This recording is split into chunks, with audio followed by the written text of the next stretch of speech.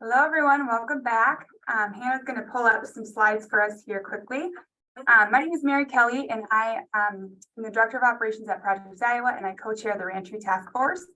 And so one of the things we did in preparation for this conference is did a survey, and what we heard from all of you was that some of the information we shared in previous years was too specific to our area in Des Moines. And so when we were thinking of presenters, we thought 211 would be a great option to present because they have resources across the state and can be helpful for people in every area that are trying to find resources for individuals who are reentering.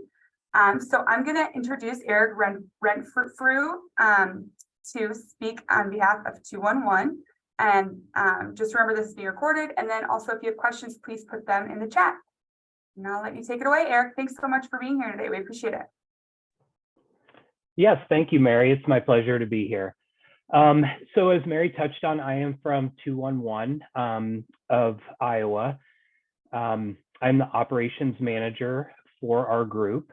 The 211 Iowa team serves 70 counties throughout the state of Iowa. All of the counties in Iowa are covered by a 211 service. But our specific office covers 70 of those counties, which is basically most of the middle and eastern part of Iowa. The swath of counties along our western border, those are serviced by our partner in Omaha, United Way of the Midlands, and their 211 center.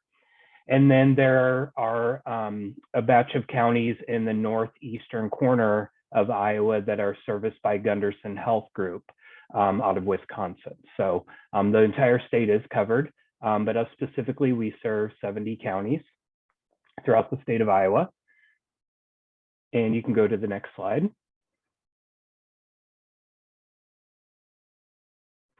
So 211 is a 24/7 service. If you give us a call, it will either be one of our folks here in Iowa or one of our partner sites that handle that call.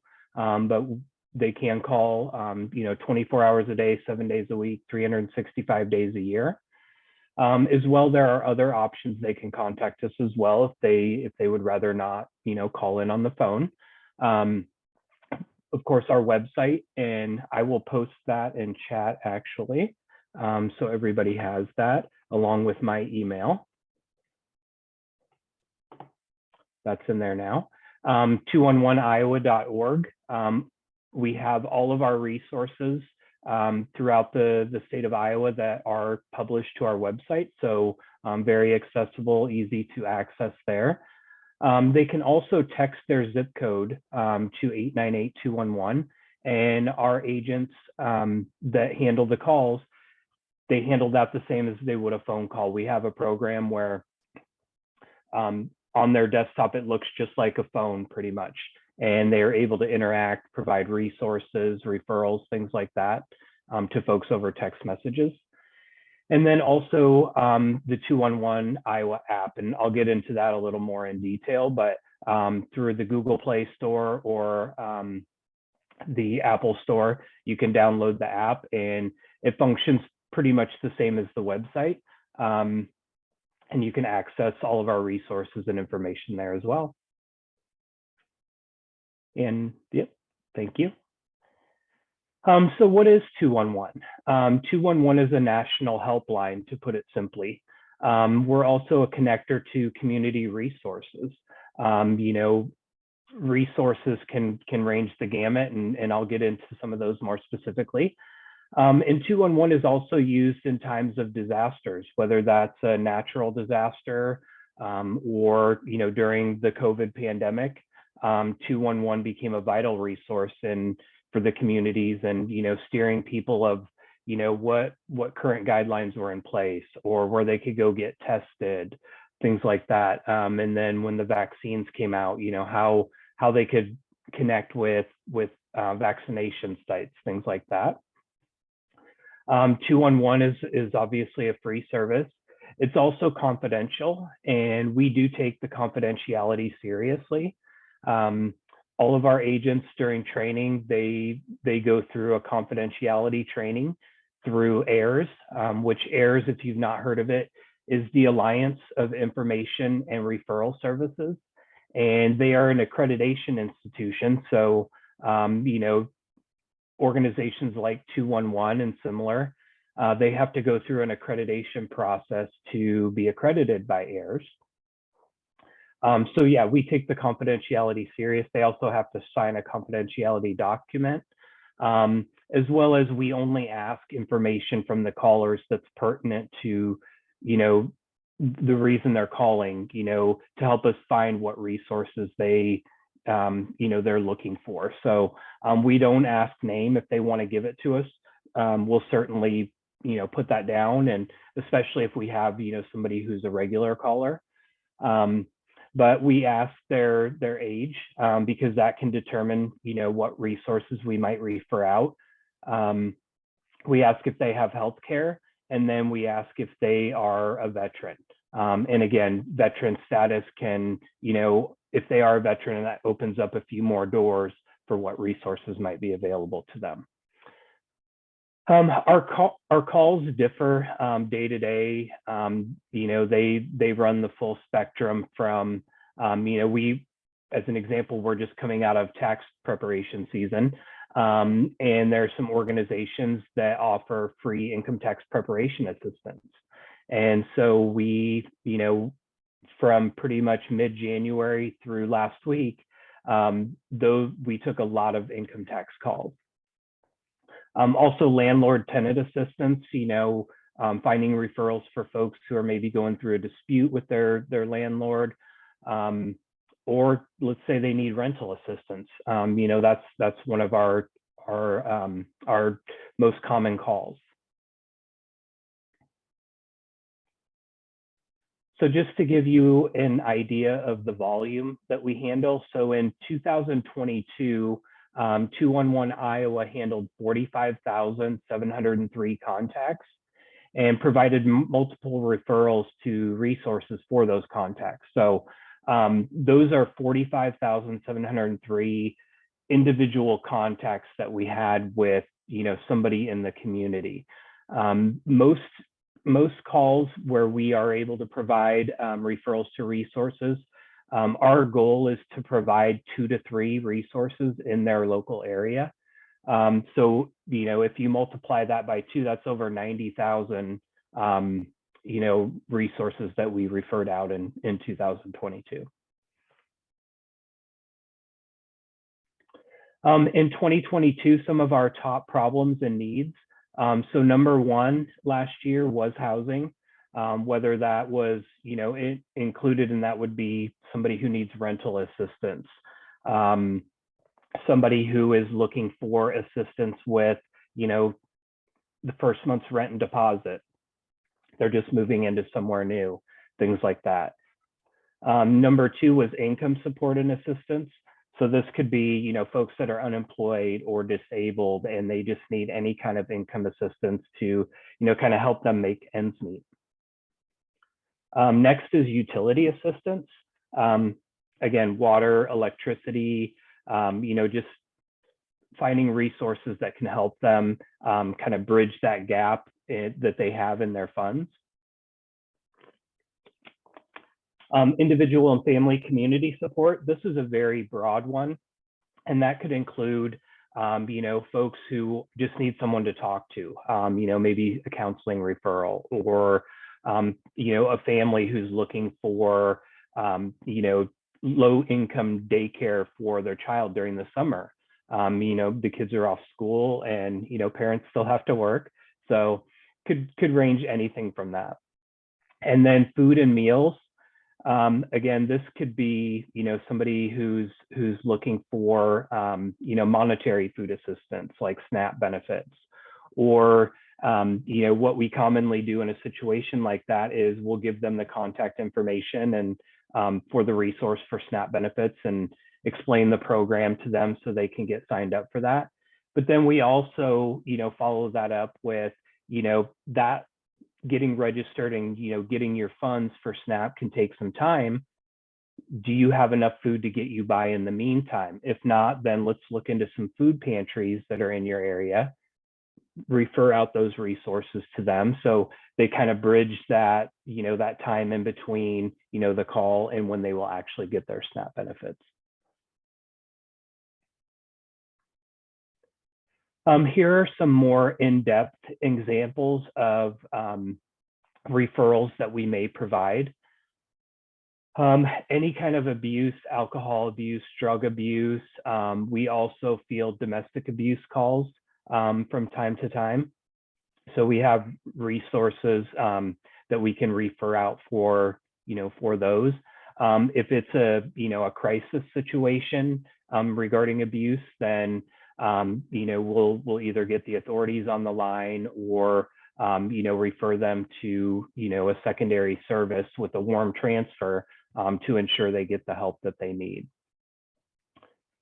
Counseling, as I touched on earlier, we have many resources for any type of counseling someone is looking for, depending on the geographic area they're in within Iowa.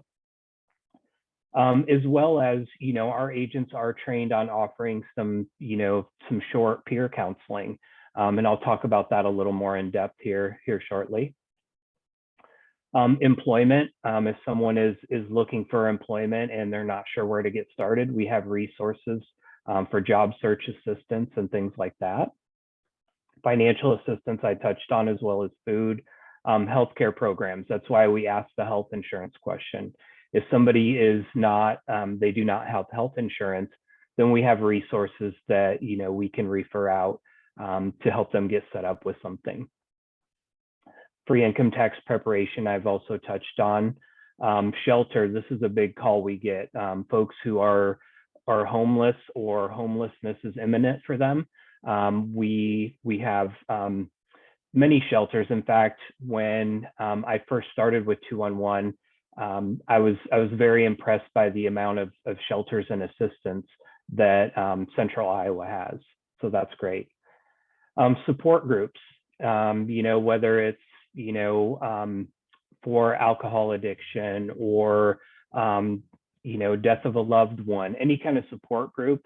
Again, depending on the area that you're in within Iowa, we have multiple resources for that.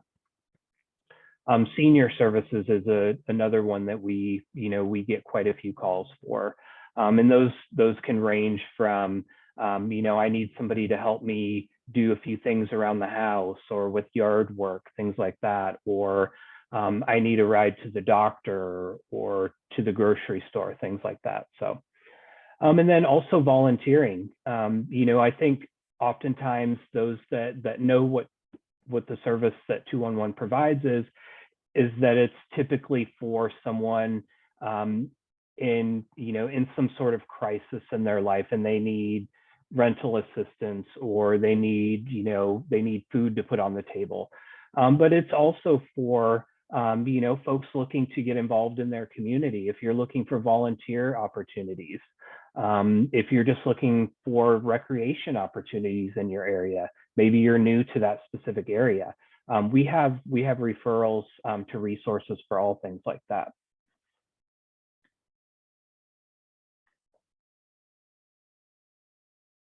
So how can 211 assist our returning citizens? Well, the biggest way we can assist them is providing information and referrals. And so I just listed out a few things that a returning citizen may need some help with. Housing. Again, as I touched on, we have resources that can help with housing payment assistance, so their rent payments, but also we have resources that can help them search for housing. There are a couple of great websites that we refer out that offer housing search assistance within the state of Iowa, and it's great because you can filter it down, based on what you're looking for specifically. Also filter it out by looking for low-income housing or things like that. Shelter, if they need, if they don't have any place to go and they need a shelter, we have resources for that can help. Counseling, as I touched on as well, we have many resources for any type of counseling someone may be looking looking for. And, returning back to the community, I'm sure, there will be struggles at times. And, as I'm sure a lot of it always helps to sit down and just talk to somebody about it. Employment job search. Again, we have resources where we can put people in touch with agencies or groups that can help them with their job search assistance, as well as websites that, will have job listings for them to peruse. Recreation, which is important, kind of clear your mind a little bit with all of the daily stresses. We have a lot of resources on where to find recreation opportunities or, get involved in things like that. And then again, volunteer opportunities. If they're at a point where they want to give back, we're happy to put them in touch with some resources that would be able to, would welcome the additional help. And then the last one is peer counseling, which I touched on a little bit, but the 211 agents are trained in providing some short peer counseling, not counseling in the typical sense where they would give advice or help them talk through, but just more like a friend to kind of listen and let them talk about whatever they want. We offer, we will normally do up to 10 minutes of peer counseling.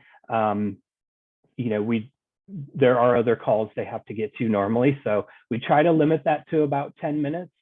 And they're welcome to call back the next day as well. And if it becomes a regular caller, we may ask for their name just to put it in. So when they call in, it pops up and we kind of know the history and, they're not having to rehash everything that every time they call in, but it's a good service. And we have quite a few people who do take advantage of that, regular callers, as we refer to them.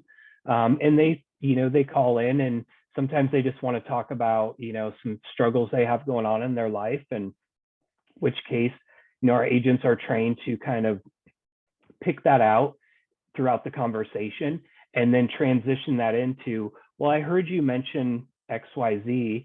I might have some resources that could help you with that, and, kind of approach it that way.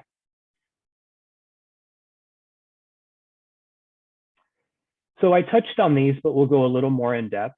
There are 4 ways to access 211. Obviously, the first one is just dial 211 from your phone. That comes into our call center, and we have agents staffed 24/7 to be able to help them verbally. When they do call in, let's say they're not in a place where they can write down the information for the referrals. We are also able to offer where we can text them the referrals, or we can also email to them as well. They can also text their zip code to 898-211. By texting their zip code, and that's literally all they have to put in the text message, that assures them that they're going to get connected with the 211 center in their area, who will be able to provide the local resources. And like I stated before, our agents have a computer program, and it looks just like a cell phone. And so they're just interacting as if they had a phone in their hand, and they can copy and paste resources in there for them. Our website as well, 211iowa.org, and I did post the link to that in chat. And that the website contains all of our resources that we have in our database. And so they're able to peruse through there based on what their need is. When they get to the website and go to resources, they'll put in their zip code to ensure that they're getting the ones closest to their local area. And then there's the 211 Iowa app, which can be downloaded from, depending on what type of phone you have, whatever your Play Store is or the Apple Store. And the good thing that I like about the app is that, they don't have to write down, when they look up a resource based on what their need is, they don't have to write that down. You can save favorites within the app. So, as you're looking through, you find some things that you're in need of. You don't have to write those down. You can just go back to the app, pull up your favorites, and then you have them all stored right there. And here are just some screenshots to give you a little glimpse of what our amazing website looks like. As you can see, the first picture there is all of the categories. So based on their need, you can scroll down through the categories. And then when you click on it, which would be the second picture, it's going to open a subcategory based on that main category. And then in the third picture, you see when you click one of the subcategories, it will list out all of the resources with the full name and the address of that resource. In addition to that, when you click that resource, it will give you more detailed information, the program description, their hours of operation, as well as any documentation you may need to bring with you, before you go to that agency. You can also see from that they have, there's a link there where you can just hit the button. Thank you. You can hit the button and dial directly to their main phone number, or click to go to their website.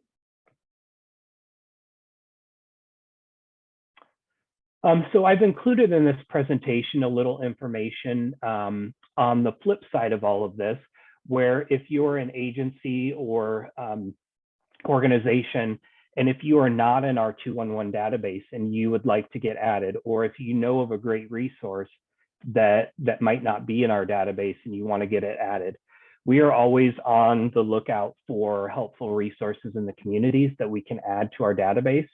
Our database is kind of like our golden egg. That's what we use as a tool to provide assistance to people in our communities. So anything we can do to build on that and add to it is awesome. Amanda Arrowsmith-Kerr, she is our database curator.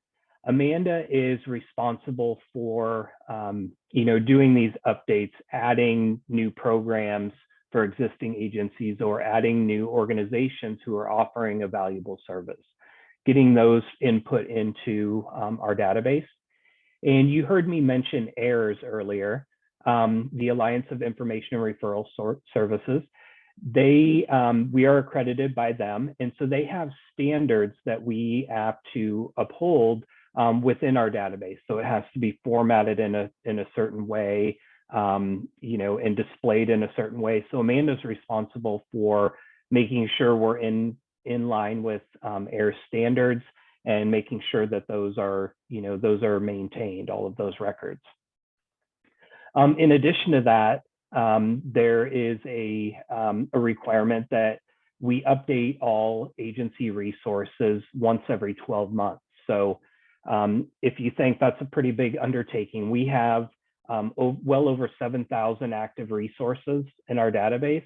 And so, every rolling 12 months based on that agency, Amanda and her team are going through and, sending out communications to those agencies. Hey, we just want to touch base, make sure everything's correct. If it's not, anything has changed, please reply back to us and let us know what needs to be updated.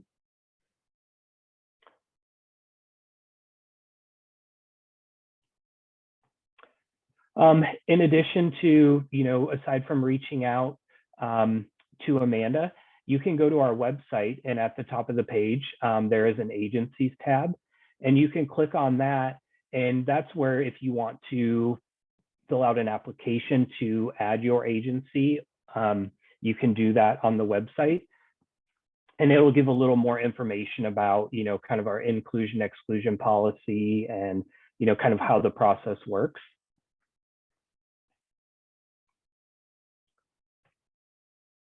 And then underneath that, you'll see in red, there's the link for a new application. So you just click that, and then it will prompt you for all the information that you'll need.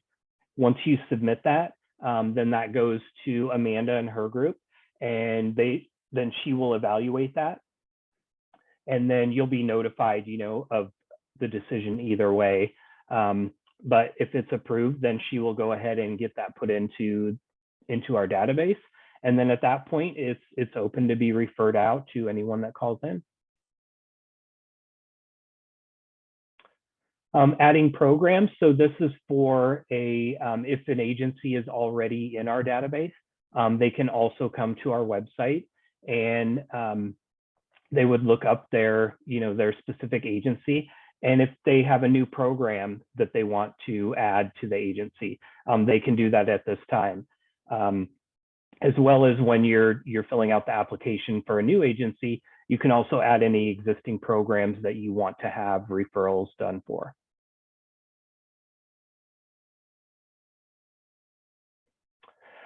You can always contact me directly, and I put my email address there in chat. You can also reach out to Amanda. She's our database curator, as I mentioned, and also a certified resource specialist. You'll see her email there, as well as we have a general 211 email box that is monitored. Feel free to send that there. Or from our website, we also have a contact us link, and that comes directly into our team as well.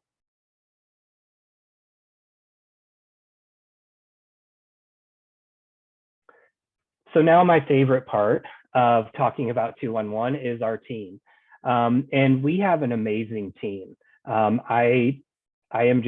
blown away by this team on a daily basis. And just to give you a little background, so I came from corporate America, a little over a year ago. And so this was my first time in the nonprofit realm. And I came from, an organization where, a lot of folks were on the phones and, part of it was a call center. And, folks would look for every opportunity they could to not be on the phones, an extended break maybe, or, whatever the case may be, just looking for opportunities to not be on the phones. And it was a very pleasant surprise when I came to 211, because I have to reach out sometimes and say, hey, it's your break time was 20 minutes ago. Go ahead and go to break. I mean, they're just so passionate about helping people and fielding these phone calls that, they don't want to take their break sometimes. And, or at the end of the year saying, hey, you still have, 60 hours of vacation time. You want to go ahead and use that so you don't lose it. So just an incredible team. We have a total of a team of 12 total, including myself. I've talked about Amanda. She's our database curator. Jody Walker, that you'll see in the bottom right corner. She is on Amanda's database team. She is an analyst. She does a lot of the updating in those yearly updates. And then Heather is a part-time information and referral specialist. And then we have Amika, Sam, and Lori, who are our full-time information and referral specialists.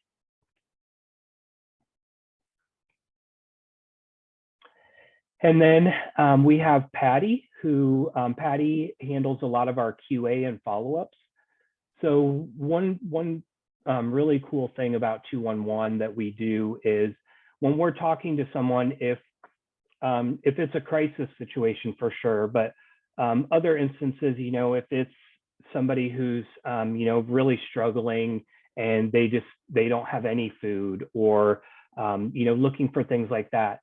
If we feel that it's warranted, at the end of the call, we will ask them and say, hey, would you mind if we followed up with you in a week or so, just to check and see that, if those resources worked out for you, or if there's anything else we can help with. And Patty is the one that completes those follow-ups. She will also ask a few survey questions like, how do you feel the service was you received with the, with the representative you spoke with, or, was that agency able to give you the, the help you needed, things like that. And then we have Pam, who is our other part-time information and referral specialist. And then Tim Piper and Mary, who is our newest team member. Mary just started a couple weeks ago. They are both full-time INR specialists. And then Sandy Quinn, she is my team lead. She handles more of the day-to-day operations within the team, questions they might have, any escalations. She also does some quality assurance, a lot of coaching, listening to calls, things like that. And then you have myself.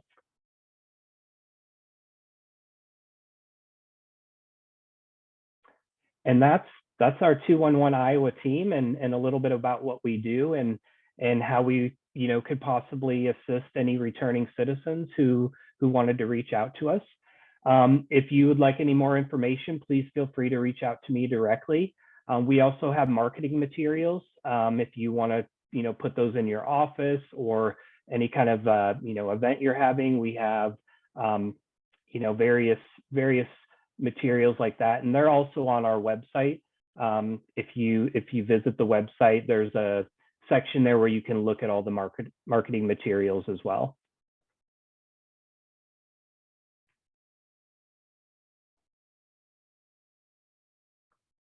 Thank you, Eric. That was a wonderful presentation, very thorough with lots of information, including structure and contact information. So I know our attendees sure do appreciate that. Do we have any questions from the audience for Eric regarding 211? Eric, I have one. First question is there a list of the 70 counties that you help? We do have a list. We have a map that we share. It is on our website, but I'm happy to share that as well. If you give me just 1 second, if everyone would like to see that.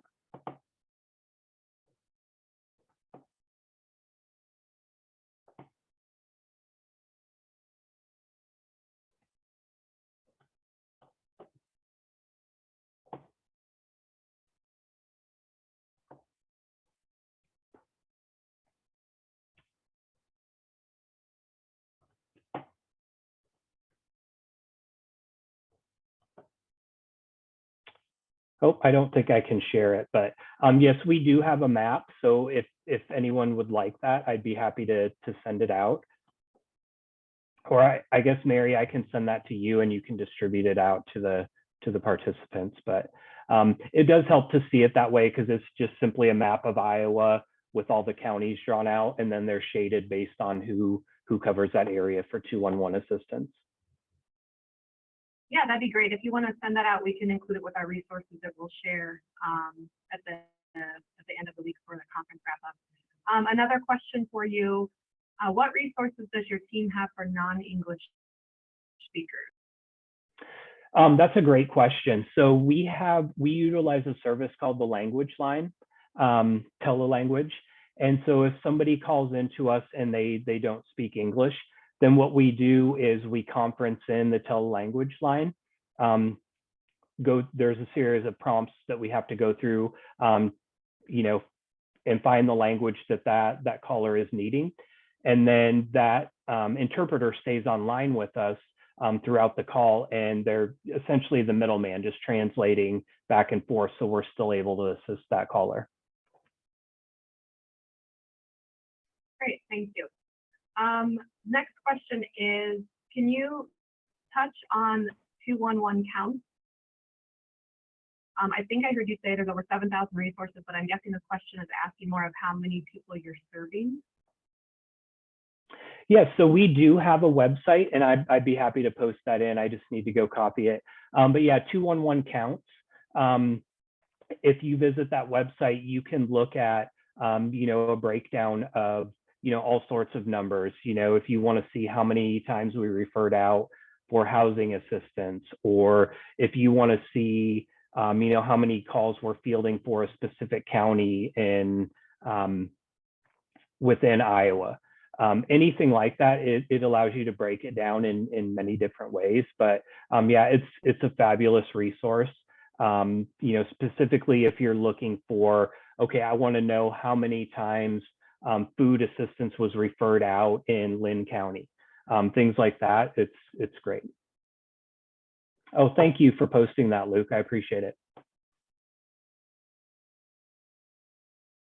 Do you assist with transportation to homeless shelters for those who may need it?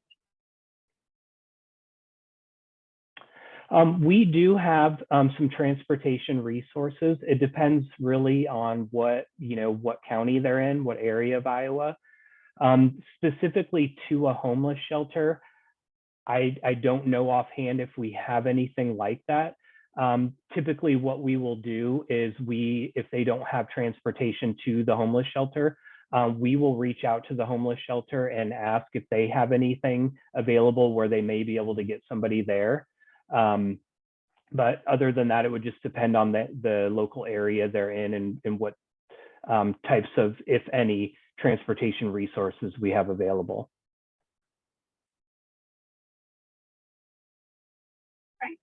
I don't see any more questions in the chat just yet. Do we have any of our hosts that had a question that they want to ask?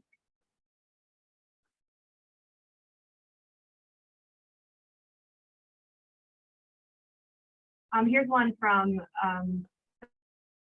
Tribal Works. Do you use any 211 counts data for advocacy, or can another agency also use this as a resource, basically to show the need? Yeah, absolutely. We don't use specifically from the 211 counts website. That's more of a public information thing. We have our own reporting that, you know, if I'm going to or any of us are going to a meeting with you know, county leaders or anything like that, we will pull information from our system that we use called iCarol, and that we can pull specifically what we're looking for down to the individual resource. So that's the data we use. But yeah, the 211 counts website is public, so you know, anyone can go in there and use that information, you know, to show specific numbers for their county. If they're looking for something more specific that wouldn't be on 211 Iowa counts, they can reach out to me, and you know, we can kind of talk through what they're looking for. And I can't promise I'll be able to provide it, but you know, I'll do my best. And if I can, you know, then we can work together to get you what you need.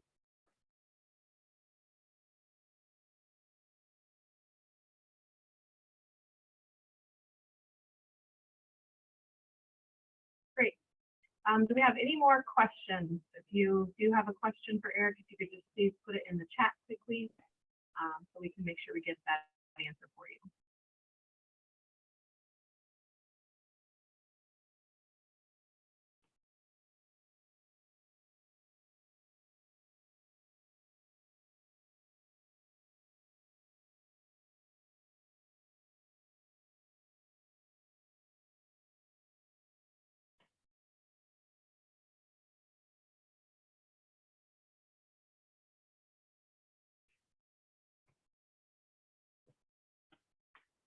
Okay, I am not seeing any more questions for you, Eric. So again, I really appreciate the very thorough presentation. I know 211 is a huge resource that we have our reentry advisors in the prisons using. It's like you said, it's just a great way to connect, and it's very specific to location and services available. So it's very user friendly, which is also a bonus.